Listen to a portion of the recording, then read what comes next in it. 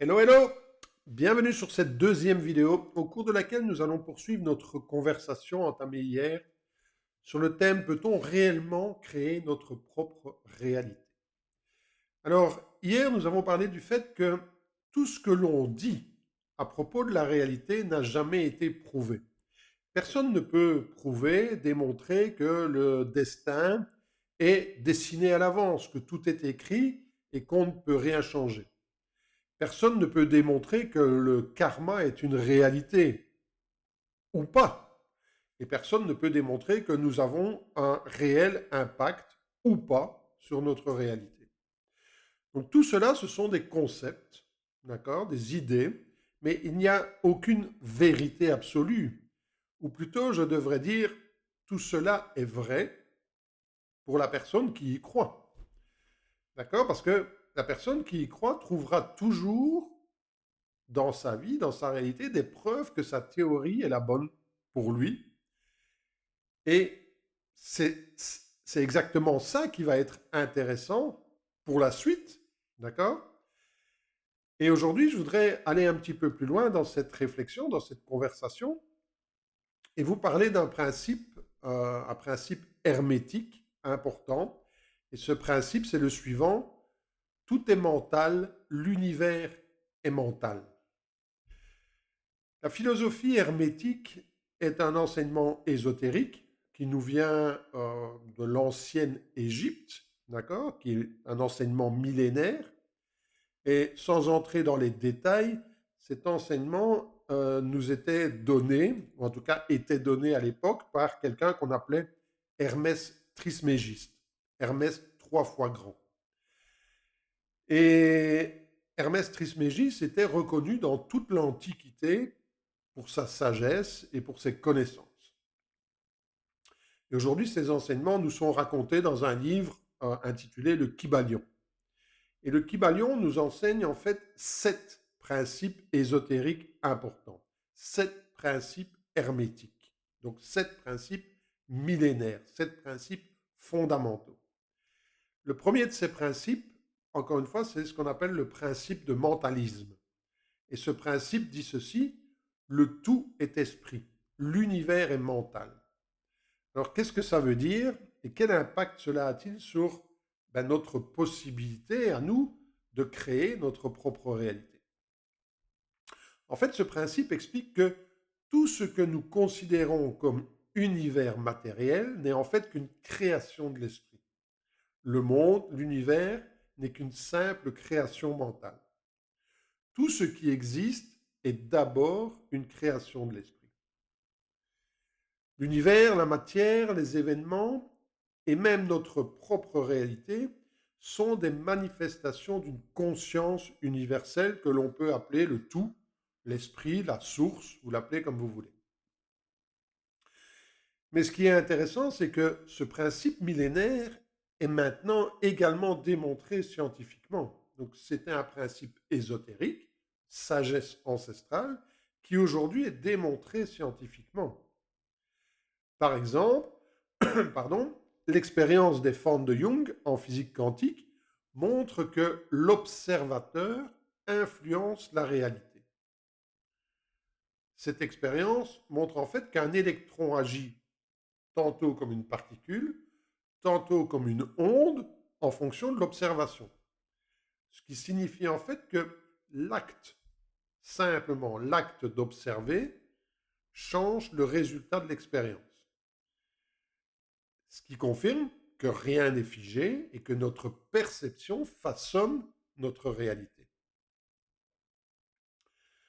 D'autres chercheurs, comme le physicien quantique David Bohm, ont également démontré que ce que nous percevons comme la matière n'est en fait qu'une illusion, car tout est en réalité interconnecté. Et le neurophysiologiste Carl Bribham a quant à lui découvert que ce que nous appelons réalité est une projection interprétée par notre esprit, qui peut être modifiée en changeant simplement nos schémas de pensée, et que la conscience joue donc un rôle dans la manifestation de la réalité. Alors quand on considère toutes ces découvertes scientifique. Et quand on considère cette sagesse ancestrale millénaire, qu'est-ce que cela implique? Ben, ça implique que la matière, ce qu'on appelle la matière, est en fait un champ de potentiel. Un potentiel.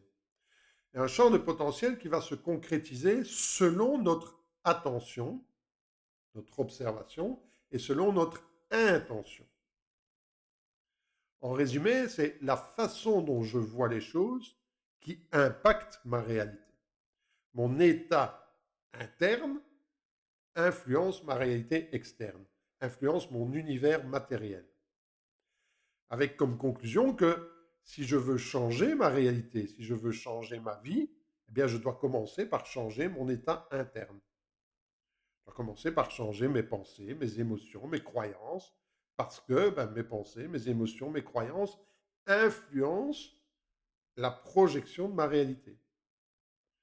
Tout ce sur quoi je me focalise aura tendance à se manifester dans ma vie matérielle. Et donc, en élevant notre conscience, en élevant notre fréquence vibratoire, nous pouvons accéder à une réalité différente. Et on rejoint là deux leaders, je dirais, de notre époque. Tout d'abord, encore une fois, mon mentor Jim Rohn, qui disait que c'est notre philosophie qui est la cause principale de nos problèmes dans la vie. Et donc, si on rencontre énormément de problèmes dans notre vie, il faut changer notre philosophie, c'est-à-dire la façon dont je vois les choses. Et aussi, un auteur que j'adore, qui est Napoléon Hill, qui disait « Tout ce que le mental de l'homme peut concevoir et arriver à croire, il peut le réaliser. » D'accord? Donc, toute la science actuelle et toute la philosophie ancestrale rejoignent, je vais dire, ces auteurs. Donc, maintenant que l'on sait ça, qu'est-ce qu'on peut faire et qu'est-ce que vous pouvez faire pour changer votre réalité? C'est simple. La première chose à faire, c'est de choisir la théorie qui vous convient, puisque rien n'a été démontré, rien n'a été prouvé. Ça veut dire que rien n'est faux et que votre croyance, c'est ce qui sera le plus important pour vous. Donc, choisissez la théorie qui vous convient et qui vous permettra de vivre la vie qui vous inspire. À partir du moment où vous savez que vos croyances influencent votre réalité physique, peu importe que ces croyances soient démontrées ou pas, vous allez les manifester dans votre vie. Donc, c'est à vous de choisir ce que vous voulez croire par rapport à votre réalité, sans vous laisser influencer par les croyances des autres, puisqu'encore une fois, nous avons tous raison. D'accord?